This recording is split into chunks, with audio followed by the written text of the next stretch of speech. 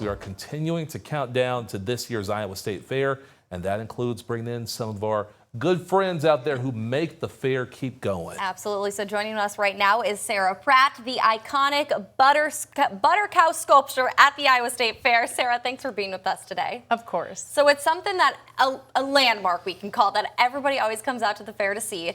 Start off by just telling me, how's it coming along this year? It is coming great. I have my daughters, Hannah and Grace, working with me again this year, and we are on schedule. In fact, we're headed out there right after this to keep going. Oh my gosh. And you know, it's always such a joy to see what you guys do. So give me an idea of what does the process look like of making these sculptures happen? Well, it starts with the inspiration and looking towards Iowa and towards our history and what we celebrate. And so this past year, I had a grant from the Iowa Art Council, and I partnered with Humanities Iowa to tour around Iowa and teach some classes, but also learn from the communities across Iowa about what this sculpture could look like. And when you're looking for those inspirations, what goes through your mind? Because there are so many things that can inspire you across our state. Oh, for sure. What I was looking for this year is a symbol of coming together of all the different people and all the different cultures we have in Iowa, and what that looks like as we come together at the state fair and celebrate. And so you always do, actually, we obviously have the butter cow, the famous butter cow. Of course. But you also have other sculptures. Tell me about what is being featured this year. I know when I covered you a couple years ago, it was Caitlin Clark. We had Toy Story. What's the inspiration for this year? This year, the theme is Meet Me at the Pepsi Clock. So we have our beloved Pepsi Clock. Many of us will say to our friends and family, meet me at the Pepsi Clock.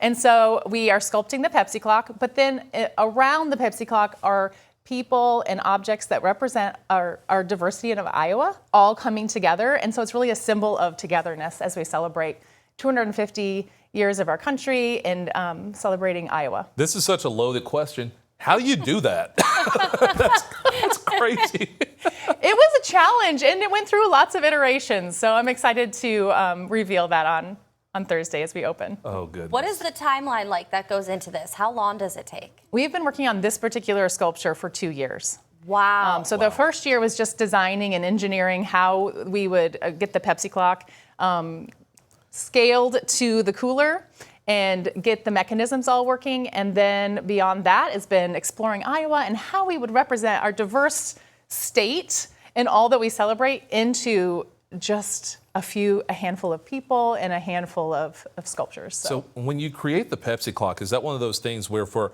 just a matter of days or weeks, like you're putting in effort all day, or is it something that's a piece by piece type effort? We are working on the design part of it, but the actual butter is like all on, like we just start 2 weeks ago. We just started and just like all day long. Oh my gosh. Long hours. I'm in awe of this. Yeah, like, that amazing. is insane to me. It's amazing. And I know you said it's a family affair. What does it mean to do all of this alongside your family? It is such a delight. I know I am so grateful to all my family who chip in and help, but my dad especially came this year. My husband was there last night handing me strips of butter. And of course, Grace and Hannah are there long hours. So it is a delight to be able to pour all of our energy into this display that is so beloved. How did you get them into this world? Because a lot of times kids may not be so willing or may be like, Mom, why are you into that? Fair question. Hannah and Grace were basically born into it. Yeah. I was working with Norma Duffy Lyon since 1991. I was 14 at the time, and so my daughters have not known any different. And when I took over as lead sculptor, they were 2.5. So they have grown up. They joke that butter is their Play-Doh. That is what they learn from. And my son is now 14, and he is right along. He wants to do everything his sisters do. And so he's now apprenticing as well. So you're going to keep passing this along. Like, this isn't going away anytime soon. No. They probably had the best fun facts at school growing up. Oh, for sure. For sure. I love it. I love it. What is something about butter sculpting that you think is a common misconception or something people maybe don't realize or know about? Yeah, so one of the things about clay sculpture and also butter sculpture is there's an armature underneath. And it's like the bones of our body that hold up the soft material. So that's something that I think people don't realize. But it's something that I'm trying to educate people on as I go around and do my classes across Iowa, is that there is some structure underneath the butter. And for people who think about just the butter that's sitting in their refrigerator or something like that, is there something that's different about the butter that you use compared to just whatever we get at the store? In the beginning, it is just table butter. Okay. Salted. but we keep our butter every year. So the butter this year is 20 years old. Wow. So in that sense, it's a bit different and unique, and it gets more and more dehydrated and more like clay, and we can put all the wonderful details into it. So you probably have to tell kids, no, you don't want to eat this butter. No, not this butter. Yes. Oh boy, can you imagine? And I know that the work goes into the fair a little bit.